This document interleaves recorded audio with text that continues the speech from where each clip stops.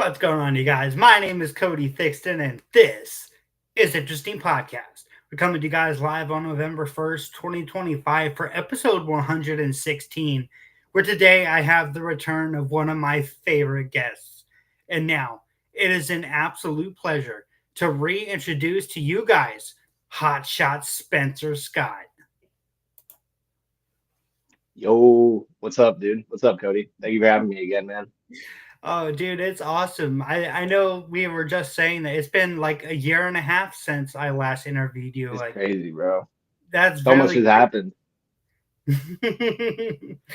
Oh, that is so awesome. Well, let's just start out for all the people who maybe don't know you. Maybe you can reintroduce your name, where you're from, and maybe a little bit about what you've been up to since the last time we talked. Yeah, so if you don't know me, my name is Hotshot Spencer Scott. I've been wrestling here in the Pacific Northwest for the last 4 years. Um, and over the last year, we've done a ton of crazy stuff, accomplished a lot of goals that I didn't know if we would. And it's just been really cool, especially because last year I was out for pretty much the whole year with a torn ACL and a torn meniscus. But we're back at it this year. We've been going crazy, and yeah, everything's been cool. Very interesting. So, like how long of a period was it when you actually had that injury that you were not performing in the ring?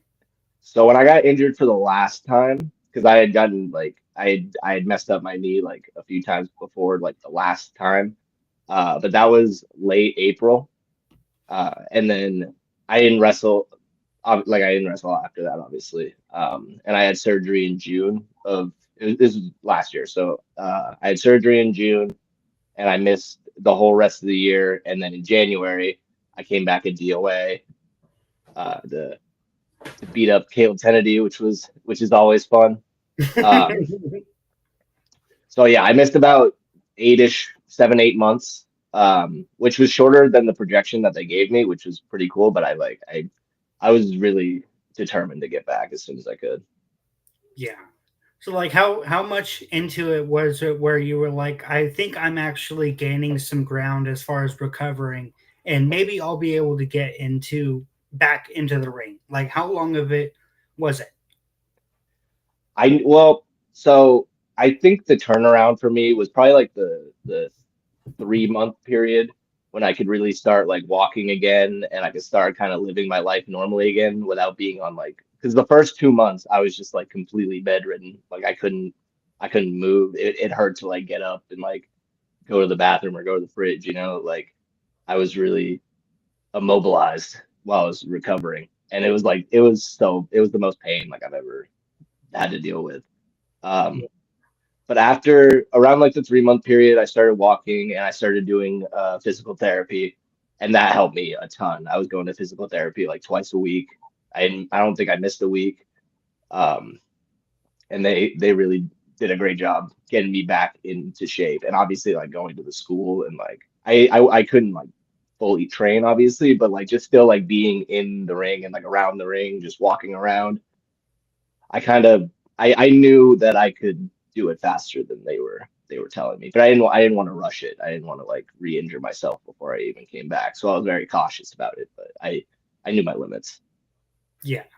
Yeah, I don't know exactly what match you came back with, but I remember watching it and it didn't seem like you had very much ring rust, which is pretty rare for people who are coming away from injuries. Did you feel like maybe you had a little bit of ring rust going into that match?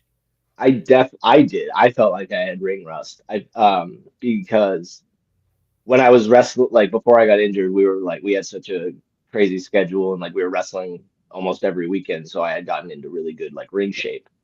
And that's the hardest part is like getting that cardio back because like you can have good cardio, but like everyone will tell you there's no cardio like wrestling ring cardio.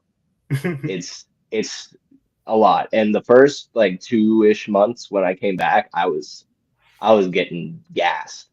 Like it was pretty rough, but we just kept having matches. I just kept going to training and working at it. And like right now I feel like I'm at a pretty good pace and I'm kind of back to like feeling how I was before I got injured. Honestly, a little better. I feel like so much time has passed, and like I feel like a whole different person than the one person I was even last year. Yeah. Um, I feel good though. Like I can't complain right now. Yeah. So, like, do you kind of feel like maybe that injury was somewhat of a blessing? Yes, definitely. And it's weird. Like obviously, when I was in that time, it didn't feel like it, but it was a good time to kind of like mentally reset and kind of figure out like what I'm doing a little better. Take a look at like what everyone else is doing and like where I can like stand out. So it was a good period, and it was a period I kind of needed in my life because there was just like a lot of stuff going on, and I just needed some time to like kind of slow down and reset and figure out like what I'm really doing. And I think it helped me in the end. That is really cool. That is awesome. Well, I know one thing I wanted to bring up to you was the OPWS and how that they've kind of expanded over the last few months. Like, how is it kind of going into the new building and then having all of this like influx of people that are coming and actually trying pro wrestling for the first time? It's so awesome to see like the way that the school has grown, and walking into the new building was insane because like we had the first building, right, which was just like one like narrow hallway with like a bathroom on the side. Like it was tiny. The ring like just barely fit in the space. But that's where we all kind of like that was like our beginnings. And to see it go from that to where it is now with like these big garage doors, this big wide space. We got two rings in there, like a weight room, sauna machine. Like it's crazy. And all the it's because of all the students we've been getting, and like there's like a super long wait list right now for people to even start training at the school, and it's really cool. It feels like we were kind of like on the ground start, like when the school started to see where it is now. It's awesome. I Yeah. love seeing all the new students get to like start moving up and start getting better, and then eventually start debuting, and like because that's the same process that we went through, and now we're getting to see more people go through that and experience the same kind of joy from it that we did.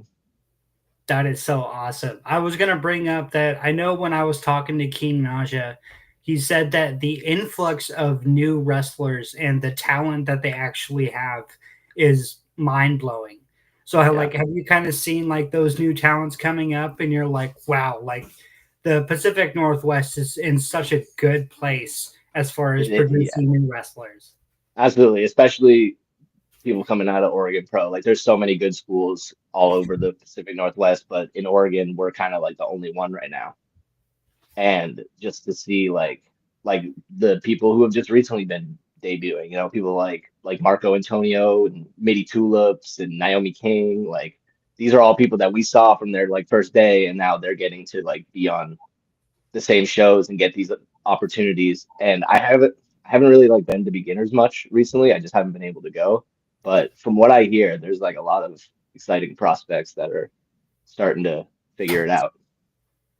That And is so awesome. we got like people in our advanced classes that are super close to debuting, that you'll definitely see soon. So we got a constant feed of new wrestlers. That is so crazy.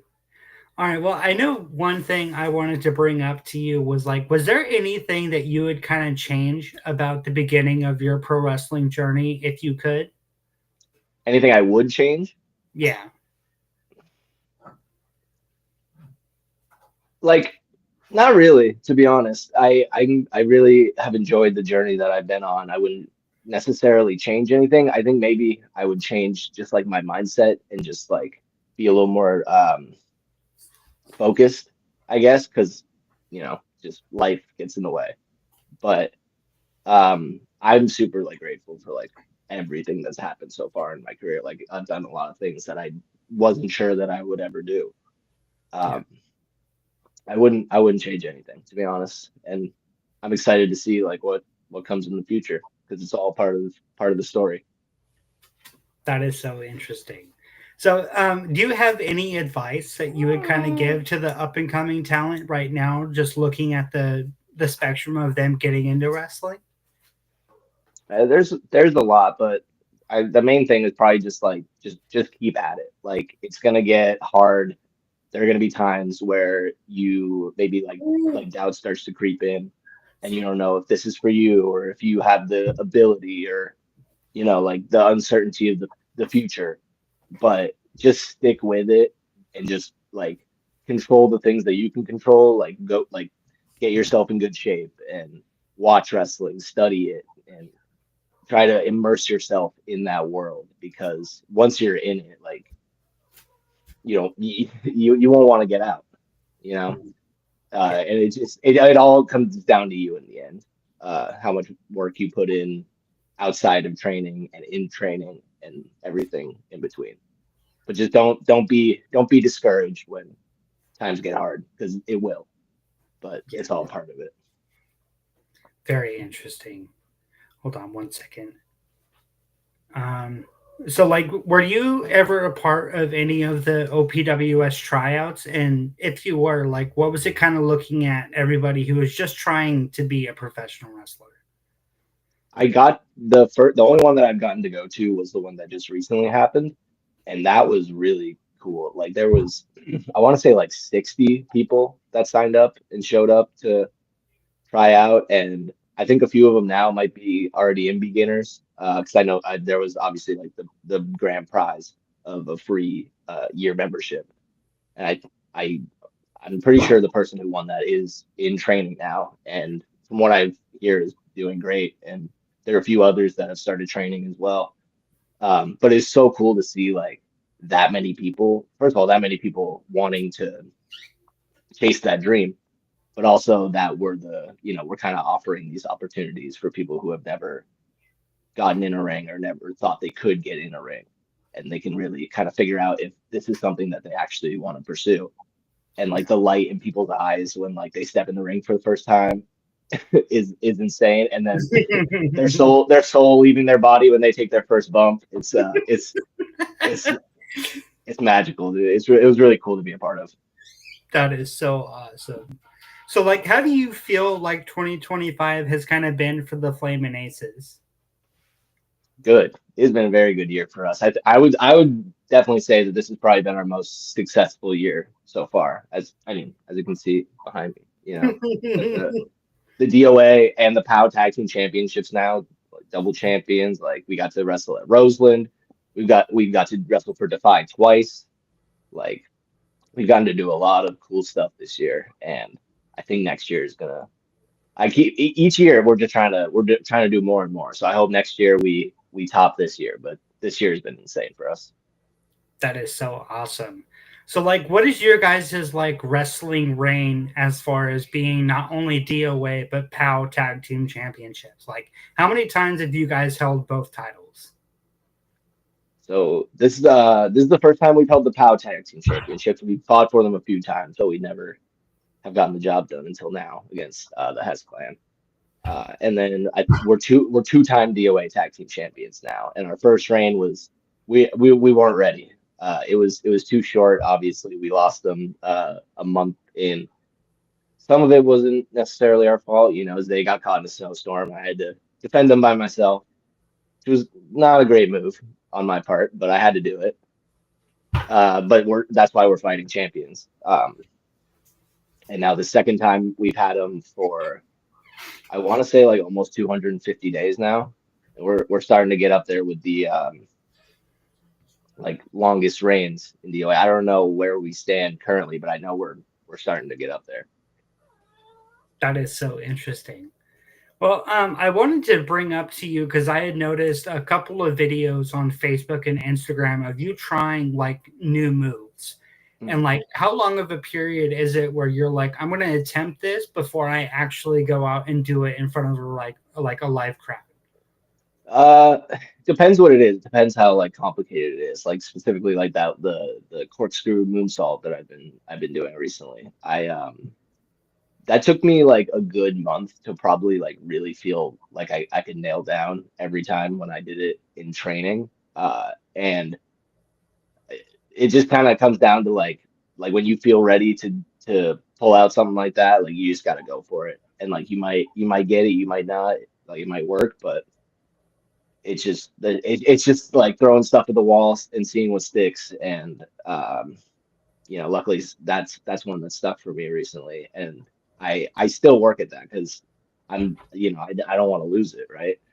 Um, but it just depends on what it is and how dangerous it is. There's sometimes where you have an idea and you want to try it in like training, but it's more of like a in the moment kind of thing. Like you just gotta do it when the crowd is up, when the adrenaline's pumping, and like there's some things you like can't really practice. You just gotta know intuitively that you can do it. Yeah. Yeah, I noticed one video where you were kind of standing there when Jaden was practicing a move. And like, how does it feel whenever you're like watching somebody who also progresses with their move set and then wanting to kind of build your own as you're looking maybe at something that they're able to do and being like, well, maybe I could do that if I brought that to the ring. Yeah, I mean, it's fun to see like when you and someone else will come up with something in training, or you'll try a new move for the first time, and then like you see them do it on a show in an actual match, and you're like, oh, like you're like, whoa, I remember that. Um, but yeah, that's what we go to training for, and that's why we try these things in training, because you don't want to mess it up on the show, right? You want to hit all your stuff. Yeah. Um, and it's cool. It's cool to see like the progression of when no one's around and you're learning it. It's like riding a bike, right? Like learning how to ride a bike, and you see someone like they slowly start taking off the training wheels, and then they're riding the bike free, and then no hands, like it's like that kind of progression. That's fun to watch. Yeah. So, like, would you kind of agree that there are certain moves and which should be quote unquote protected? Like, once you hit them, we go into the finish. Or, like, do you think that it's kind of open to whatever happens during the match? I think it's open to whatever happens. I don't know. I don't know how to answer that, but um, I think if like you shouldn't hit a move um, that you want to finish someone, they always kick out, then it's like that's not a finishing move. You want whatever you're gonna end the match with to know for sure that that's gonna be it. And then when sometimes people kick out of it. It's just I don't know. It's just I don't know if it's necessary all the time, but sometimes it is necessary if that's something that you want to get over. Yeah. Well, I know that the Swanton bomb has been something that really ends your matches. Can you kind of tell us exactly what your signature or finisher move is? Uh, at least for single, I don't really have a finishing move. It's just whatever I end the match with. Sometimes it's a swanton. I've ended moves with like a tiger bomb sort of move. But for at least for the aces, our the move that we've ended most matches with is we call it the dead man's hand. It's the German neck breaker combo, and that's something that we came up with while I was injured, and it took us a while to really like nail down the timing and everything of it. And I think it suits us right now. Yeah. Yeah. So, like, how does it feel whenever you're kind of like communicating with somebody like, these are the moves that I want to do, but like, what else are you thinking that I can maybe implement that'll help your character? I think um, you just got to be open to whatever the person that you're working with is wanting to do, and not having an ego about anything, and just like the better the the better that your opponent looks, the better you look if you beat them. You don't want to beat a piece of shit. Like you should the person that you're wrestling should always be on some kind of a even playing field. Um, and I think I think you should just be open minded.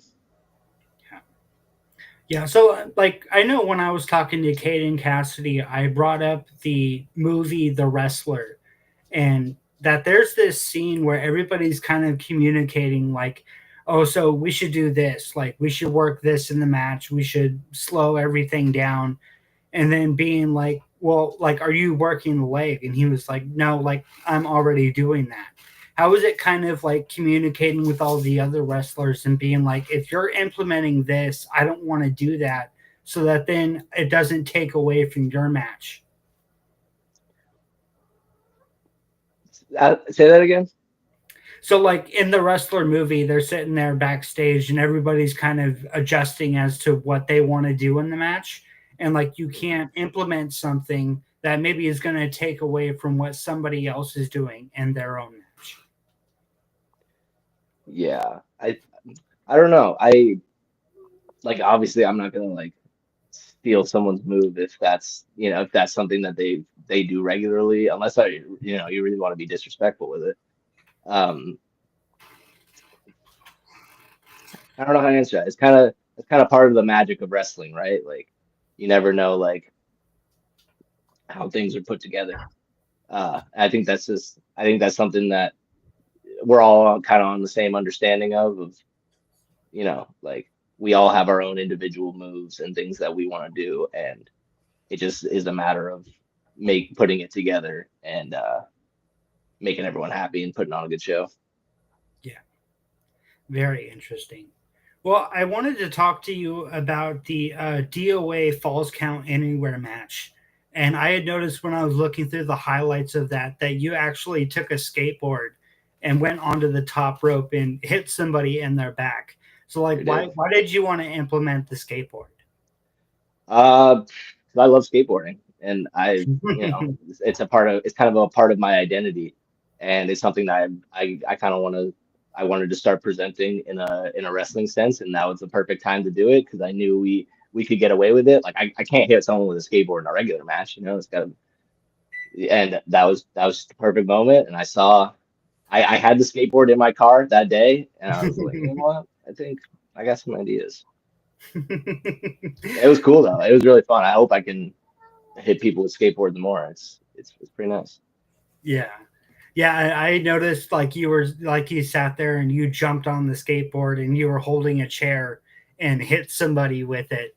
And I thought that was so fascinating to actually see. A little drop in into the ring. Oh man, that is awesome. So let's talk about Prestige Roseland. And I don't know which Roseland it was, but you and Zay actually like dressed up as Ghostface and then Hmm. revealed yourselves. Like, how was that? Like, how did you guys come up with that spot? That was all Drexel. Like he presented us with the costumes, and he kind of told us what what he was hoping for, and to have his back. And we Elliot Tyler was definitely surprised. Sid Asylum was definitely surprised, and it was fun, because like I know Drexel loves horror movies, and he's been someone that's been very important in our careers, and it was cool to kind of like share that moment with him. Yeah, that is so awesome.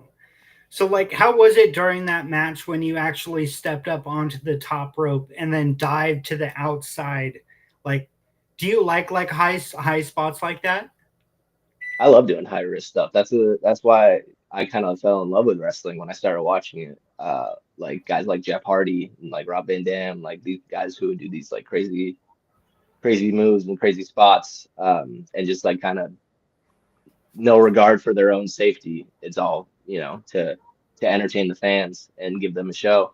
And that's the kind of wrestling that's the kind of feeling that I want to give to people that watch me wrestle.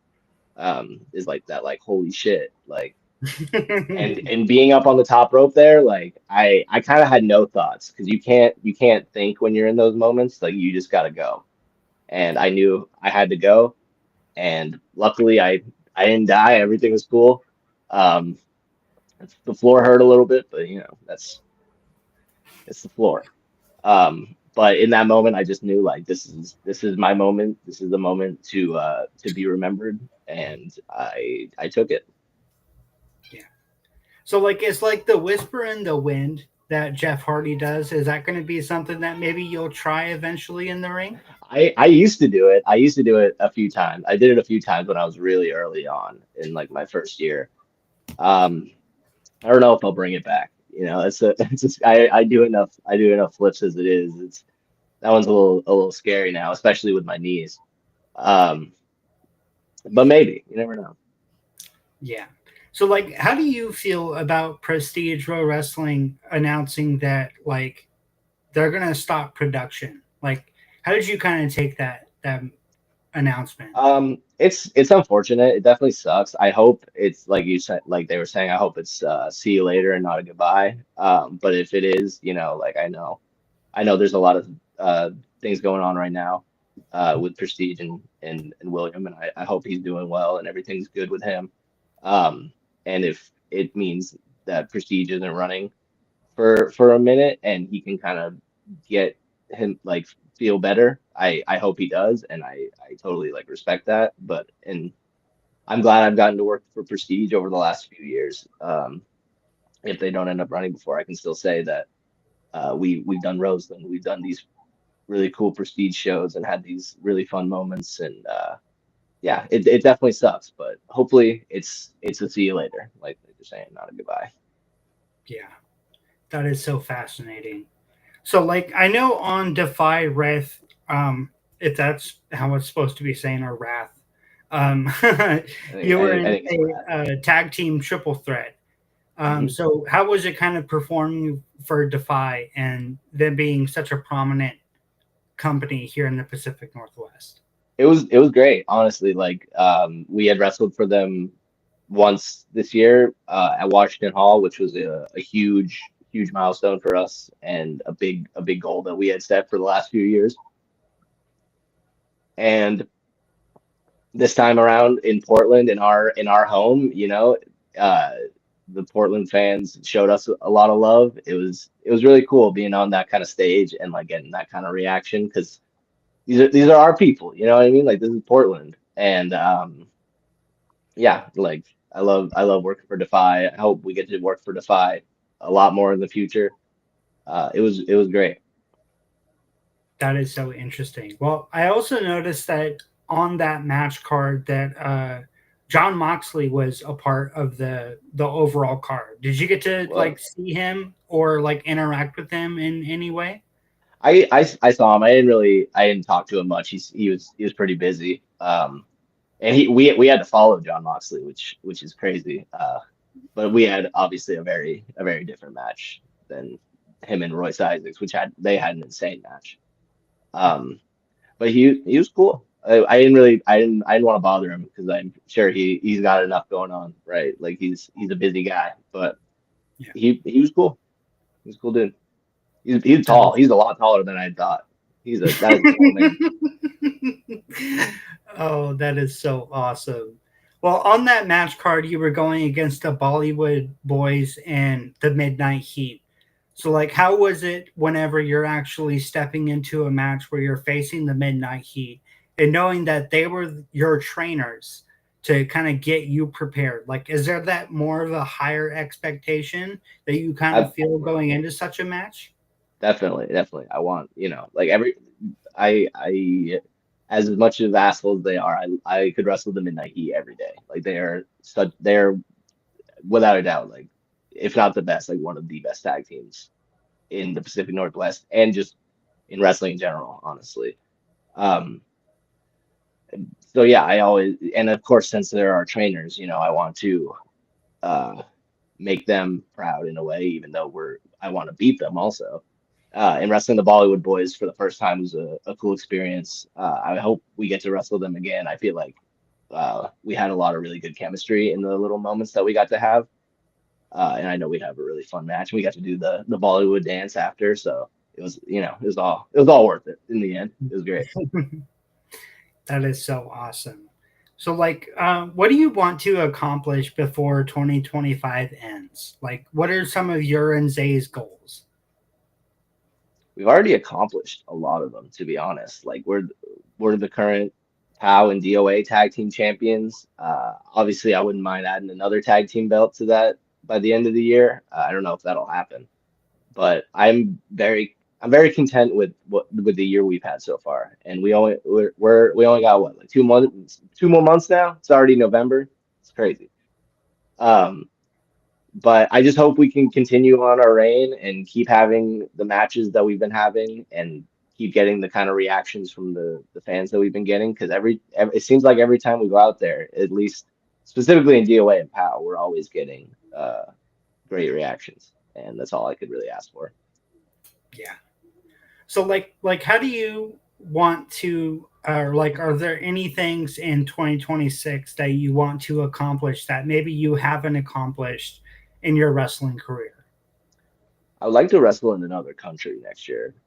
Not at least one that we haven't wrestled in before, right? Like I would like to go to like the UK or Japan or Mexico or something. Like, like I don't know what will be in store or what will come up, but I really want to like start kind of trying to get out there more and see what else is out there in the world of wrestling because there's so many opportunities and so much you can do if you just apply yourself. And I think if we apply ourselves correctly, we could do that and honestly anything else, to be honest. That is so interesting. Well, I noticed one thing that I was actually seeing online when it came to pro wrestling was somebody had said that professional wrestling isn't going to mean as much to you as when you were a little kid watching pro wrestling. Do you kind of feel like maybe that has been amplified, like you appreciate it more than when you were younger? Or do you think that that's something that, could be true? I think it's all just perception. Like at least for me, um, I have a greater appreciation now than I did as a child because I just understand more of what wrestling really is. And now that I'm in it and I'm being taught how to do it correctly, I have a whole new understanding and appreciation for everything that uh, I admired when I was a child, and like kind of just learning more and understanding more of uh, what wrestling is and what it's supposed to be and what it means. Like wrestling is also very subjective, right? Like it means different things to everybody, and everyone has their own, opinions or things that they like or things that they want to see or don't want to see. But at least for me, I have a better appreciation now for like the art and the dedication that it takes to get to that kind of level. It's something that I want to accomplish. But to the people that have done it, like I understand their struggle a little more and their grind, and it just makes me appreciate the wonderful crazy world of wrestling that we're in. That is so fascinating. All right, well, let's just end everything with maybe allowing people to know where can they follow you on social media and what can we expect from the future that you want to accomplish. You can follow me on Instagram and X, Twitter as Spencer Scott Pro. And you can find us Flamin' Aces on YouTube, uh, anywhere. Honestly, we're everywhere, and you can expect to see a lot more great tag team wrestling because all we want to do is be the best tag team in the Pacific Northwest and eventually in professional wrestling. And so you can expect to see a whole lot more of us. That is so awesome. Well, I know that DOA is going to be returning to Independence in November, and I just want to say I cannot wait to be able to see you and actually come up and say what's up. Hell yeah, man. It'll be fun. I'm excited to go back to Independence. I forgot to mention tomorrow in Portland, Oregon, we are back at Prestige Wrestling, the last show before Roseland, at least in Portland. For Prestige, we're wrestling Elliot Tyler and Casey Ferreira, the Rogues. So if you're in Portland, come check it out. It's going to be a great show. It's a stacked card. Your boys are there, and we're going to win. We're going to get that dub. I'm sick of you, Elliot Tyler. All right, man. Well, I hope you have a very, very good night. And thank you so much for actually joining me here tonight. It's been an absolute pleasure. Of course, man. Thank you for having me again. It's great. It's always great to talk to you. All right, bye.